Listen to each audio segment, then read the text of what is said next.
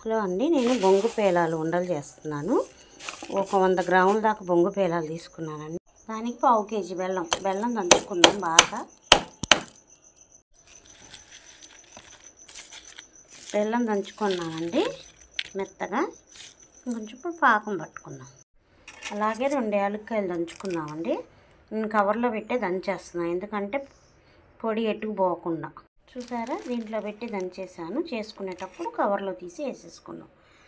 Mixie పట్టుకోవాలంటే చాలా అప్పటికప్పుడు దంచేసిన స్మెల్లే బాగుంటుంది. బెల్లం వేసుకున్నామండి. బెల్లం వేసుకున్నాను. ఇప్పుడు కొన్ని వాటర్.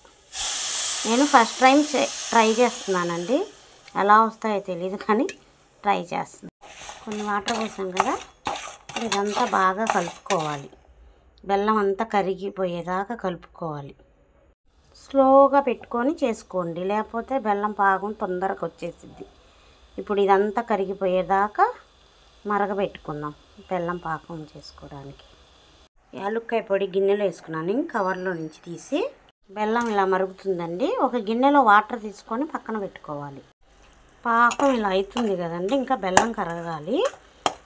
చూసుకొని చేసుకోవాలండి, లేదా గట్టిగా అయిపోతాయి. చూసారా బెల్లం పాకం ఎలా మరుగుతుందో. ఇప్పుడు ఒకసారి వాటర్లో పోసి చూద్దామండి. వాటర్లో పోసాం కదండి, బెల్లం అంతా ఇలా దగ్గరికి రావాలి. ఇంకొంచెం దగ్గరికి రావాలండి, ఉండ అవ్వట్లేదు. ఇప్పుడు ఇంకోసారి వేసుకుందామండి.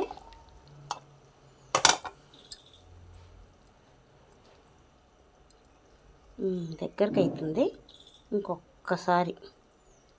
ఇంకొక 2 నిమిషాలు ఉంచుకోవాలి. ఉండ ఇంకా అవ్వాలండి, ఇది లేత పాకంలాగా ఉంది. ఇప్పుడు మళ్ళీ వేసుకుందామండి. అలా పద్దాకా వాటర్లో వేసుకొని చూసుకుంటూ ఉండాలండి, ఉండ వచ్చేదాకా. చూసారా, ఉండ వచ్చేసింది.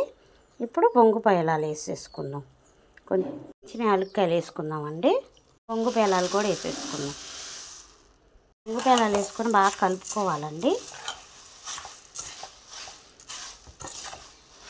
నేను ఫస్ట్ టైం ట్రై చేస్తున్నానండి, ఏమన్నా మిస్టేక్ ఉంటే సారీ అండి. నేను ఉండ రావాలని కోరుకుంటున్నాను. చూసారా, బెల్లం పాకంలో బాగా కలిపాం కదా. ఇప్పుడు ఉండ చేసుకోవాలండి. కాలుతుంది. 2 నిమిషాలు చల్లారాక వాటర్లో వాటర్తో ముంచుకొని ఇలా ఉండ చేసుకోవడమేనండి. కాలుతుంది వేడిగా. వేడి మీ చేత 2 వచ్చినాయండి, చేతులు కాలుతున్నాయి. విడివిడిగా అయింది కూడా చూపిద్దాం.